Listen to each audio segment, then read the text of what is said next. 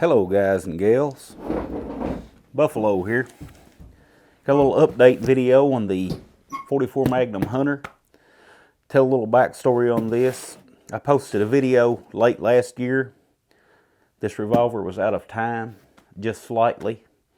So I wanted to send it in and see if Smith and Wesson would fix it for me. I bought this gun back in 2012.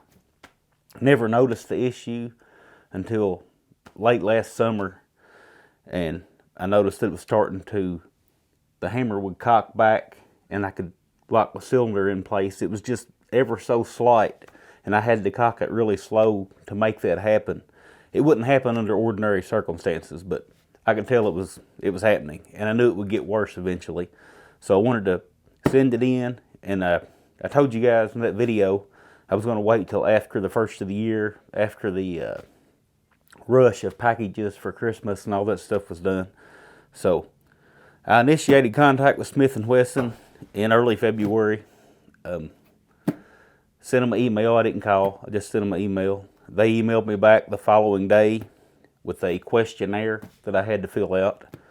I filled that out, emailed it back to them, and then two or 3 days later, I can't remember the timeline exactly, they sent me a FedEx shipping label.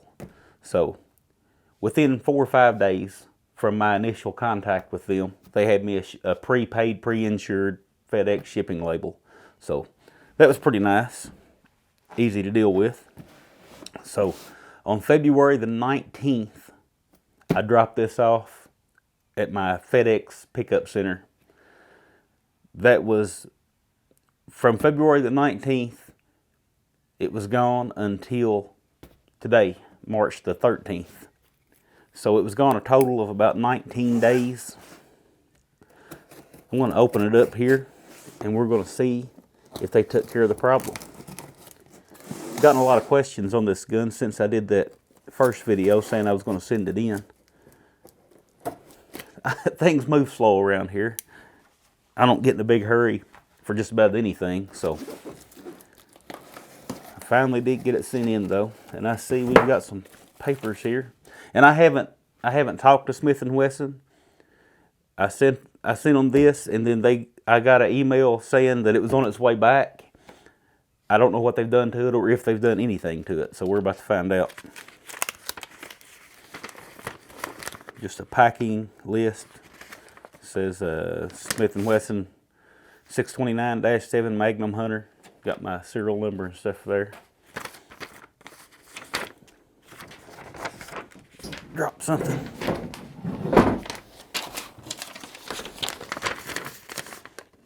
Just a checklist, it looks like they do, and it's got function circled and passed. And this, sorry about all that racket. This says performed services, evaluated and repaired. Replaced cylinder stop, repaired yoke, and replaced hand. So there's several parts there that needed work. Here's the gun.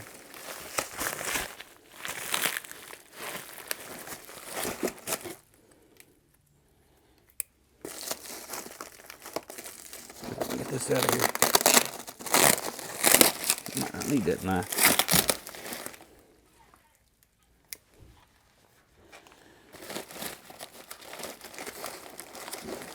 Got it packed nicely.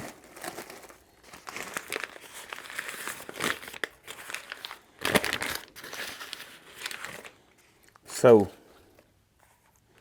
there it is. Let's do that test on it and see if it's fixed. Just like last time in the original video, I've got a microphone rigged up here that I can hold close to it so you guys can hear. Makes those clicks louder than they actually are, but for video purposes. All right, slowly cocking. I'm going to lay my thumb on the cylinder just to provide a little bit of drag. 1, 2, 3. Hammer's locked. That's the way it should be. So there's one cylinder.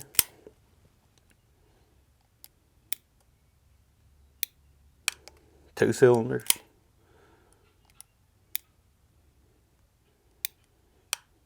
3.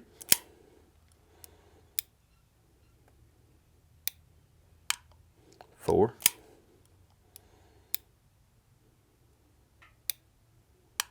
5.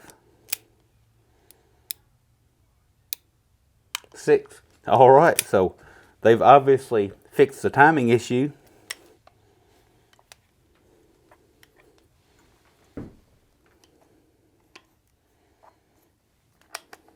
Let's take it down to the range and just test fire a few rounds, make sure it still fires, and we'll close this video out. All right, so here we are, Saturday, March 17th. Finally getting around to test firing the 44 Magnum Performance Center revolver, the 44 Magnum Hunter. Now, I don't expect anything surprising here. We're just gonna fire a few rounds in single action and a few rounds in double action. Make sure everything's functioning properly since the gun has had work done. I fully expect that to go well, but before I put my stamp of approval on the customer service, I just want to make sure. So we'll fire a cylinder full in single action and a cylinder full in double action. We'll start out in single action here.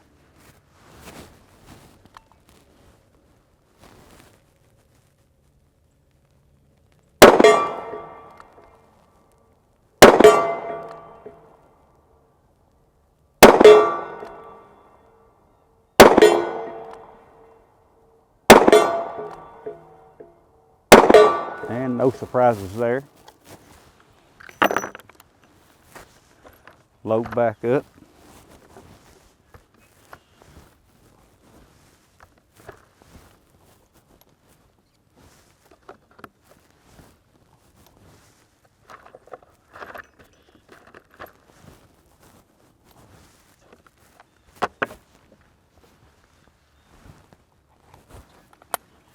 Pump some out here in double action.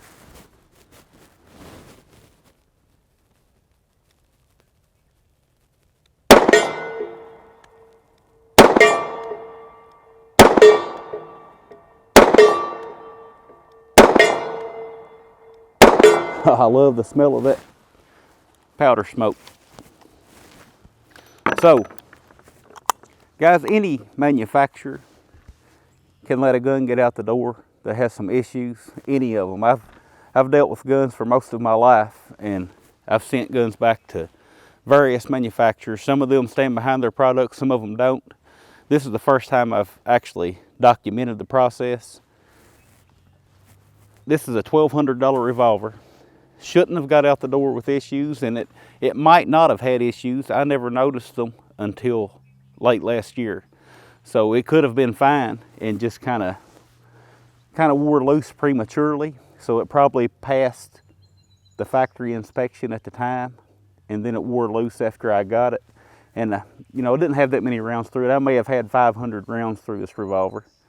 But that being said, what counts is how well does a company stand behind their product. And obviously Smith and Wesson took care of me here. And no, I didn't mention that I was going to do a YouTube video about the process. I don't think they would even care if I did, but didn't mention that. Just a average Joe customer that had an issue, and they took care of it. So that being said, I do give them an A on their customer service, and we'll close this video out with some close-ups of this revolver. Thanks for watching, and I'll talk with y'all again soon.